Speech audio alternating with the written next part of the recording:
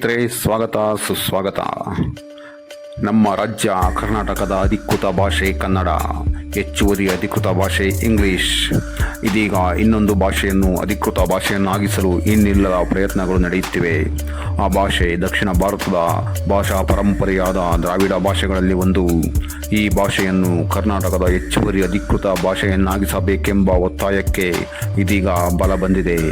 ಹಾಗಾದರೆ ಅದು ಯಾವ ಭಾಷೆ, ಕರ್ನಾಟಕದ ಯಾವ ಭಾಗದಲ್ಲಿ ಪ್ರಚಲಿತ ಇದೆ, ಅದಕ್ಕೆ ಏಕೆ ಹೆಚ್ಚುವರಿ ಅಧಿಕೃತ ರಾಜ್ಯ ಭಾಷೆಯ ಸ್ಥಾನಮಾನ ಕೊಡಬೇಕು, ನೋಡೋಣ ಬನ್ನಿ.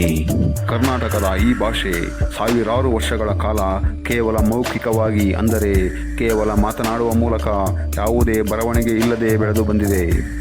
ಈ ಭಾಷೆ ಇಂದು ಕರ್ನಾಟಕವನ್ನು ದಾಟಿ ನಮ್ಮ ದೇಶದ ಮಹಾರಾಷ್ಟ್ರ, ಗುಜರಾತ್, ದೆಹಲಿ, ತಮಿಳುನಾಡು, ಕೇರಳ ಹಾಗೂ ಸಾಗರದಾಚೆಯ ಗಲ್ಫ್ ದೇಶಗಳ ಸಹಿತ ಗಡಿ ದಾಟಿ ಬೆಳೆದಿದೆ. ಹೊರ ದೇಶಗಳಲ್ಲಿ ಈ ಭಾಷೆಯ ಸಂಘಗಳಿವೆ, ಉದ್ಯಮಿಗಳಿದ್ದಾರೆ. ಈ ಭಾಷೆಯನ್ನು ಒಂದು ಪ್ರಮುಖ ಸಂಪರ್ಕ ಭಾಷೆಯಾಗಿ ಬೆಳೆಸಿದ್ದಾರೆ ಆ ಭಾಗದ ಜನ. ಈ ಭಾಷೆ ತನ್ನ ಸಹೋದರಿ ಭಾಷೆ ಕನ್ನಡದ ಜೊತೆ ಸೌಹಾರ್ದ ಸಂಬಂಧವನ್ನು ಉಳಿಸಿಕೊಂಡಿದೆ. 1 ಕೋಟಿಗೂ ಅಧಿಕ ಈ ಭಾಷೆಯನ್ನು ಬಳಸುವವರು ಸಿಗುವ ಸಾಧ್ಯತೆ ಇದೆ. ಹೌದು, ನೀವಿದಾಗಲೇ ನಿರೀಕ್ಷಿಸಿದಂತೆ ಆ ಭಾಷೆ ಬೇರೆ ಯಾವುದೂ ಅಲ್ಲ, ಅದೇ ತುಳು ಭಾಷೆ. ಕರಾವಳಿಗರ ನೆಚ್ಚಿನ ಭಾಷೆ ತುಳು ಭಾಷೆ. ಪಂಚದ್ರಾವಿಡ ಭಾಷೆಗಳಲ್ಲಿ ಒಂದಾದ ಈ ಭಾಷೆ ಸಾವಿರಾರು ವರ್ಷಗಳ ಇತಿಹಾಸ ಹೊಂದಿದೆ. ಜನರ ಸಂಪರ್ಕ ಭಾಷೆಯಾಗಿ ಬೆಳೆದಿದ್ದು, ಆ ಭಾಗದ ವ್ಯಾವಹಾರಿಕ ಭಾಷೆಯಾಗಿದ್ದು, ತನ್ನದೇ ಆದ ತುಳು ಸಾಹಿತ್ಯ ಅಕಾಡೆಮಿ ಇದ್ದು, ಪ್ರಜ್ಞಾವಂತ ಜನರಿಂದ ಇನ್ನಷ್ಟು ಶ್ರೀಮಂತವಾಗಿದ್ದು, ಇದೀಗ ಕರ್ನಾಟಕದ ಹೆಚ್ಚುವರಿ ಭಾಷೆಯಾಗುವ ಎಲ್ಲ ಅರ್ಹತೆಯನ್ನು ಹೊಂದಿದೆ. ಇದಕ್ಕಾಗಿ ಕರಾವಳಿ ಭಾಗದಿಂದ ಚುನಾಯಿತರಾಗಿ ಬಂದ ಶಾಸಕರೆಲ್ಲ ಪಕ್ಷಾತೀತವಾಗಿ ತುಳು ಭಾಷೆಗೆ ಪ್ರಾತಿನಿಧ್ಯ ನೀಡಬೇಕೆಂದು ತಮ್ಮದೇ ಭಾಷೆಯಲ್ಲಿ ಚರ್ಚೆ ನಡೆಸಿದ್ದಾರೆ.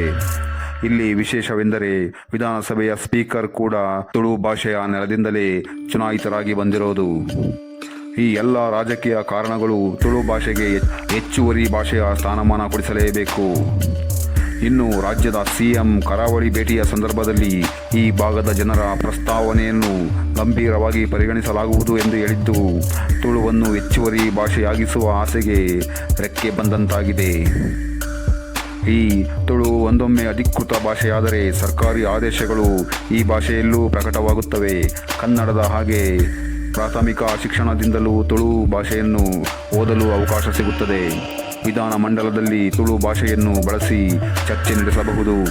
ಇನ್ನು ತುಳು ರಂಗಭೂಮಿ, ಚಿತ್ರೋದ್ಯಮ, ಸಾಹಿತ್ಯಕ್ಕೆ ಭಾರೀ ಮನ್ನಣೆ ಸಿಗುವ ಸಾಧ್ಯತೆ ಇದೆ.